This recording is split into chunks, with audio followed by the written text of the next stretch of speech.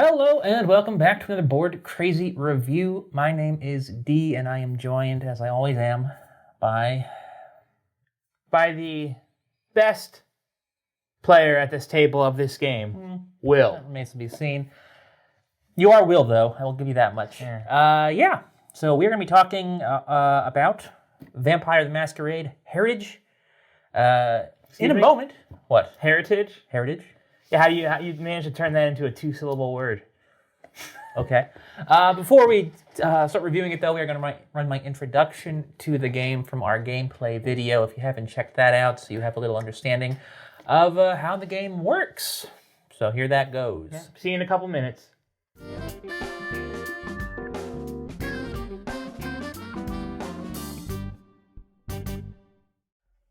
Vampire the Masquerade Heritage is a game for 2 to 4 players, designed by Babis, Giannios, and published by Nice Game Publishing. In this game, which can be played either as a standalone experience or as a 21-chapter, century-spanning chronicle, players are in control of vampire bloodlines and are attempting to assert their control over battlegrounds that are both physical and ideological. To set up, 5 character cards are drawn and placed on the main board from right to left, with the remaining deck being kept nearby. Missions are also drawn and placed on the main board, with 0 to 5 basic missions being used in a standalone game or 5 chronicle missions for a chronicle. 3 Battleground boards are set up as well, along with their associated rules and schemes. To start, these are always of Clans High and Low, the War of the Princes, and the Beast Within, but new ones get cycled in as you progress through a chronicle.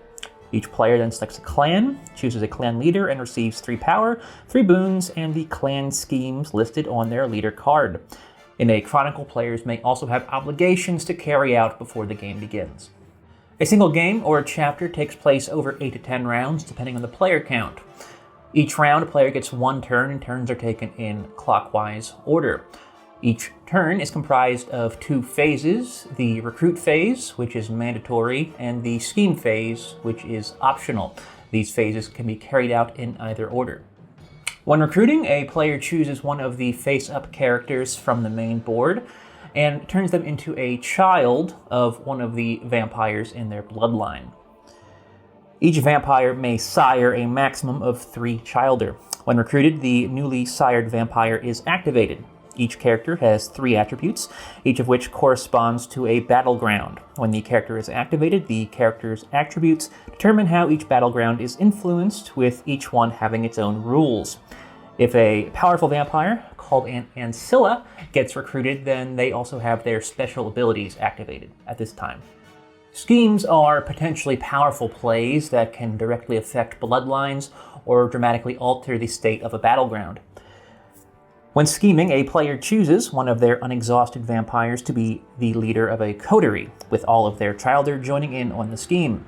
In order to attempt a scheme, however, the coterie must have the required archetypes listed.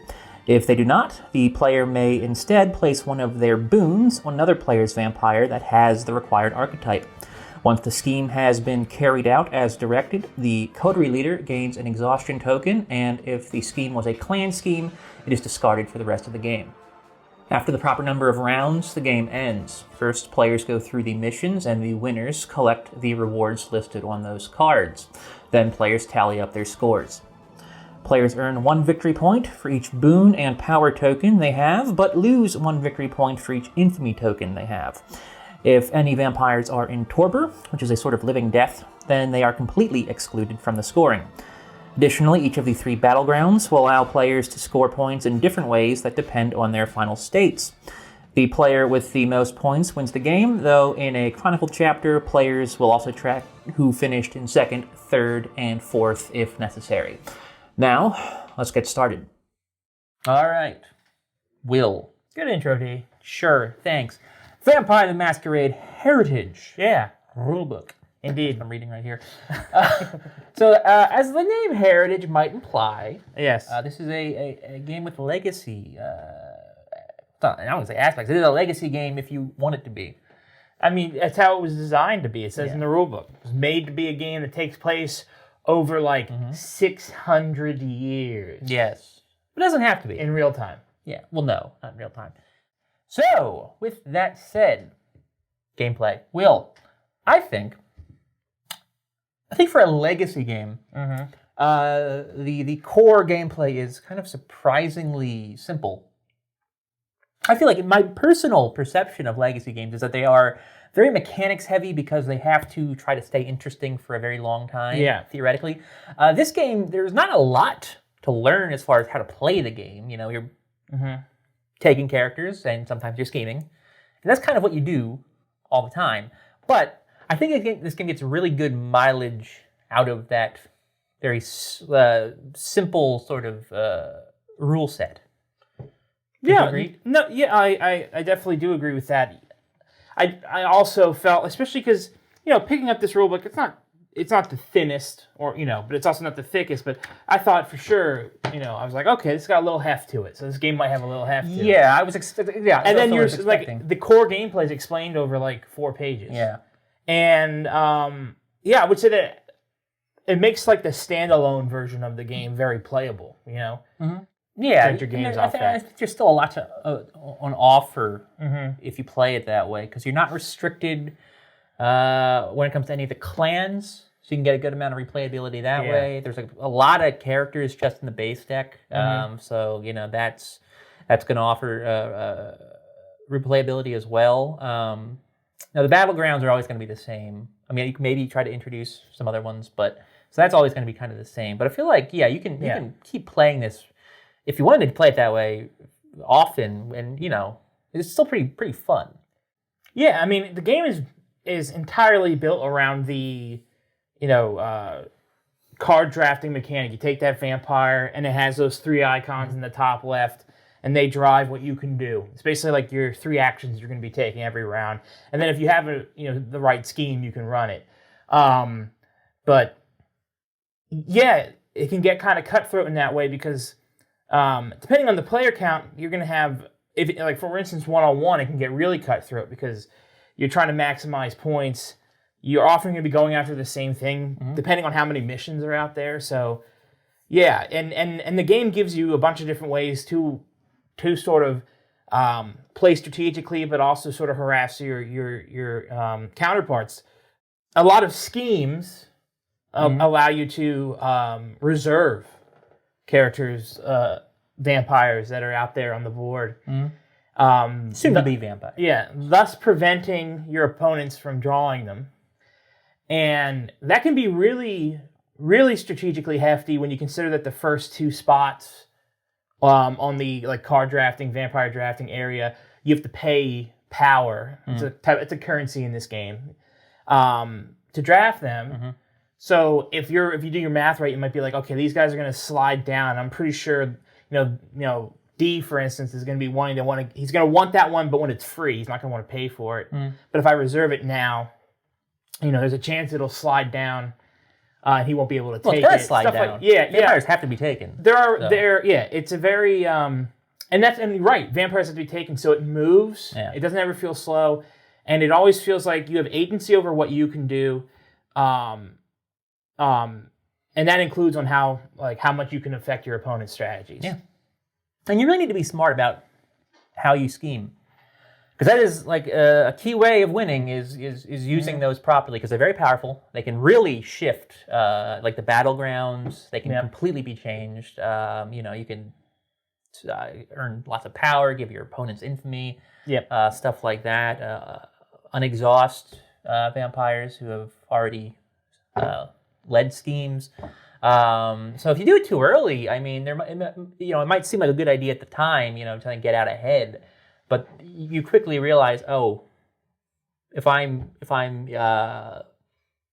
exhausting like a 2nd generation vampire on the 2nd turn, that's really limiting my future options with schemes, because suddenly, you know, their children are not going to be, your child are not going to be necessarily as useful. You really want to kind of build them up, you know, with sires and childer, so that you can, when you do scheme, that the coterie is as powerful as it can be. Your coterie being the sire, and then the children, everyone who was carrying out the scheme.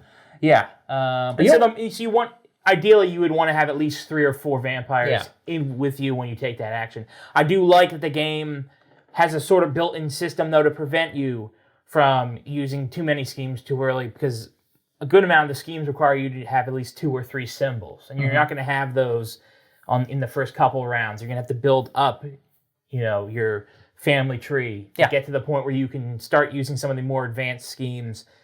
And that's good because obviously you get the feeling that you've built up and earned the right to use it, but it's also good just because it keeps people from, like as you said, it's trying to spam those early, because you kind of have, it kind of is like, in the first couple rounds, especially in this base gameplay version, it feels like you're not doing that much, so you're like, I want to play a scheme now, But yeah, if you fire them off too early, they're underwhelming. Yeah, so you want to build them up, get the most value. Yeah, but you don't want to be too patient, because suddenly you can get towards the end of the game and you realize, oh, I've got fewer turns left than I have schemes I want to carry out. And that's also frustrating. There is really a lot to balance as you get deep into the game. A lot of that is to do with the battlefields, which I think are maybe my favorite part of the game so far. Even if they're not necessarily mechanically all that interesting. Yeah, they're the ones that are in the basic game are among the simpler ones. Yeah, I like the variety they add to the game. If you don't know what we're talking about the 3 there's sub-boards underneath boards. the main board, yes. And each one represents its own mini game you have to think about. Yeah, pretty much. Some are obviously more involved than others. I particularly like the War of the Princes one, where it's like a map of Europe and you're it's almost like a sliding block puzzle eventually. You're kind of like having to maneuver these pieces around so that you can claim the most territory. Yeah, exactly. Yeah, it's always entertaining because that's always one of the actions you can take whenever you draw a card, and it's like, oh man, I want to have the most territories for white, for instance, and then you're moving, but blue's in the middle, so you might actually intentionally take a blue card, and move that one out so you can move the white in. Yes, it's that it's interesting how the game can sometimes drive you to take cards you might not think you want in order to do little things like that in order to, it's so. And those are complicated decisions, Yeah, and they're all of them you have to keep an eye on, though, and they do often feel like genuine struggles between different strategies or different ideologies or what have you. And I think I don't know, I really like what they add to the game. Yeah, I think that the other 2 battlefields, Beast Within, and I'm forgetting the name of the third of something and something. Good job, B. I do think that some people might feel that for basic gameplay, they're a little samey. Yeah. Essentially what they are is you look at the color symbol on your card, the vampire card you just drew, and you move a token either forward or backward. Of clans high and low. Obviously, the way they score is a lot different, but... Yeah. One is not competitive. It's strictly how well you can do yourself with it. But essentially, it's just moving forward or back on a track. Yeah, and exactly. It's very simple, but again, I think they're trying to ease people in with the basic gameplay. And we'll touch on this more, but if you do the legacy mode, you're going to have different battlefields that have more advanced strategies related to them.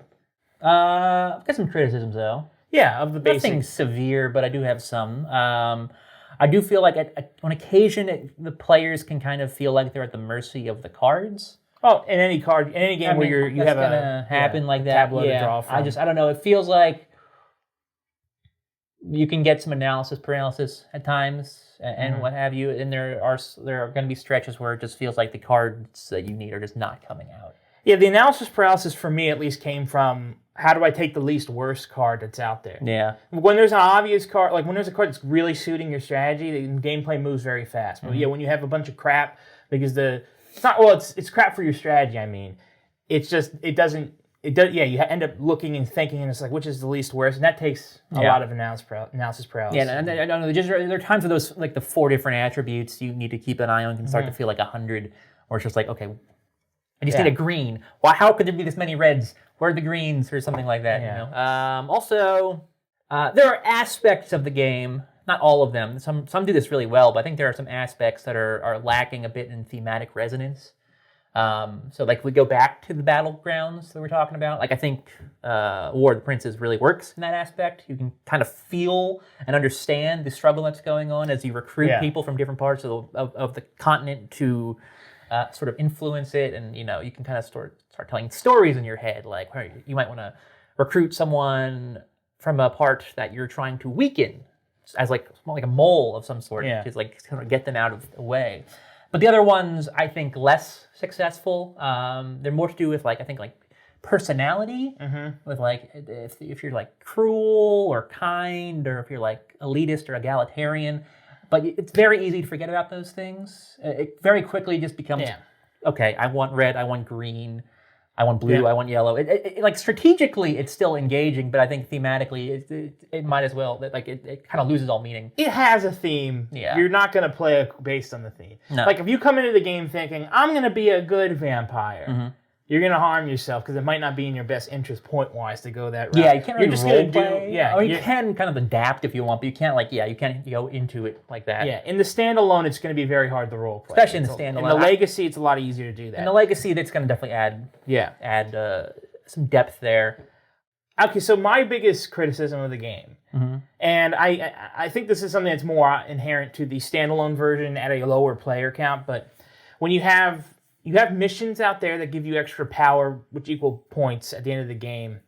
They're above the character cards, and I feel like they really do, especially at 2 players, inform like the strategies of both players. So let's say that there was one where it's like you get whoever has the most red icons on their cards gets 3 points at the end of the game. Well, both players are going to be like.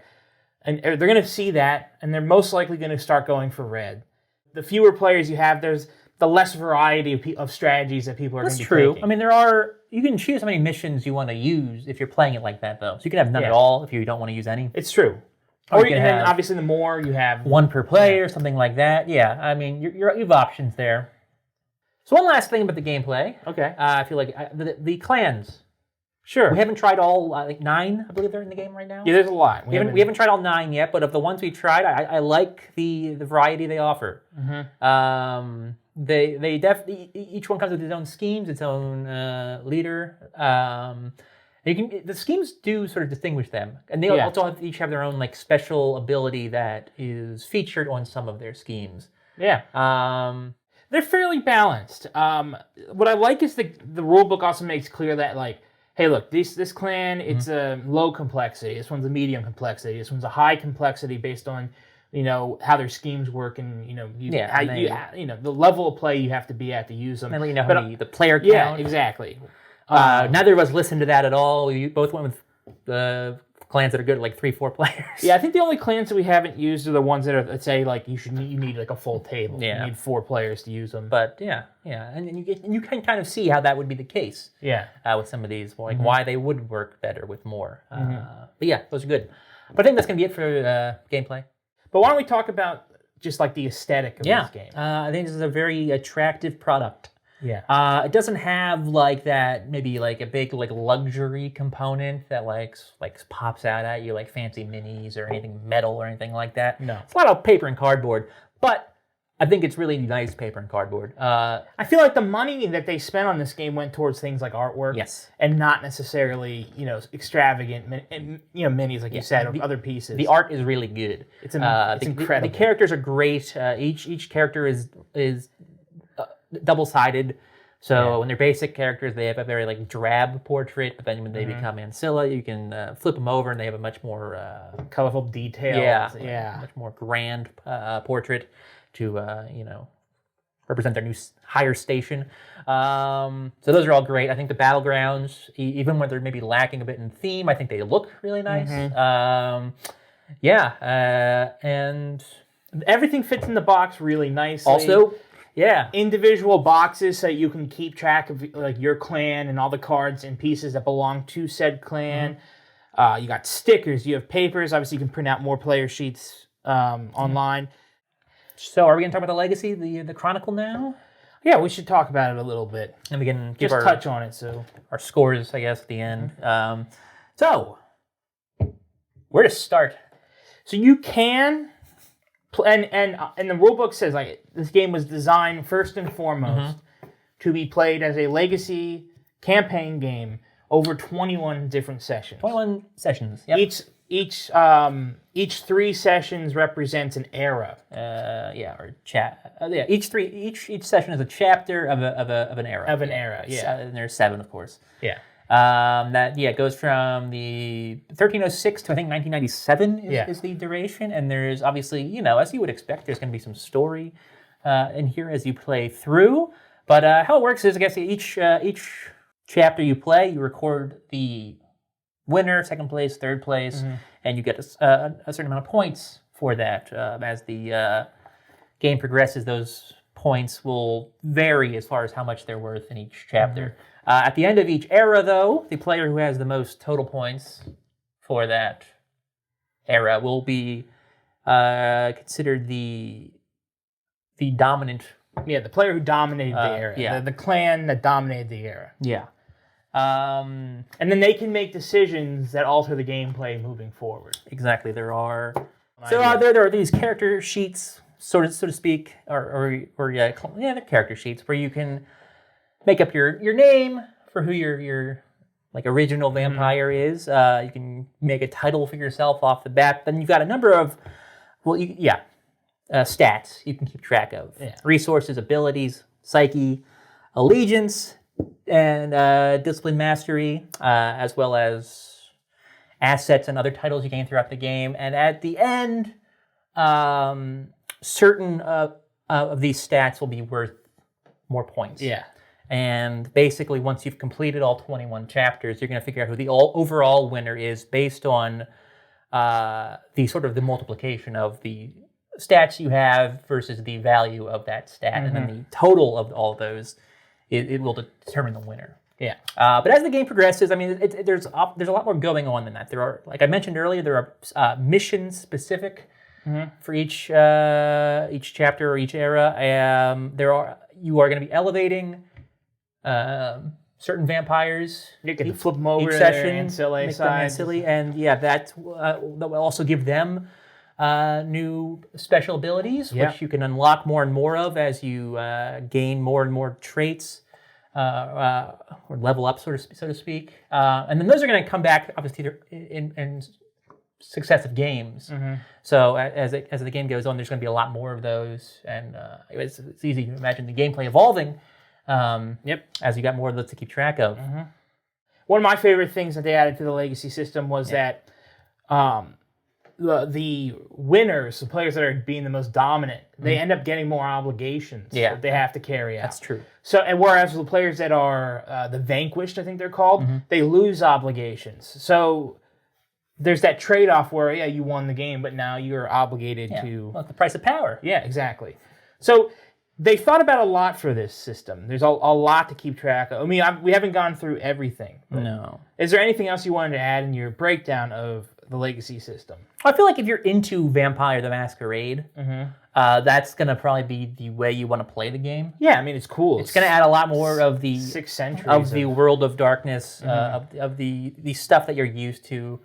I have a bit of experience through video games with Vampire the Masquerade, so like some of this is familiar to me, but I am fairly eager to get into this and sort of really... 4 years of LARPing. No. So why don't we, final thoughts?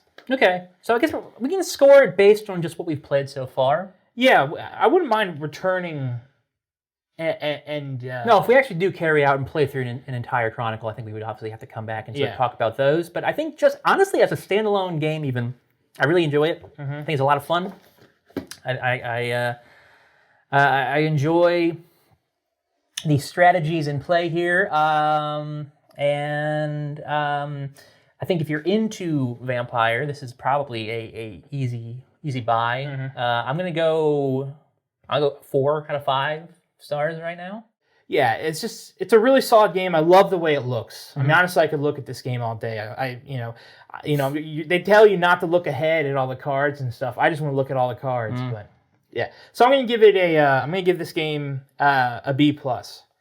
But if we do manage to complete a full 21 session campaign, we can come back and talk about it again and sort of update people. But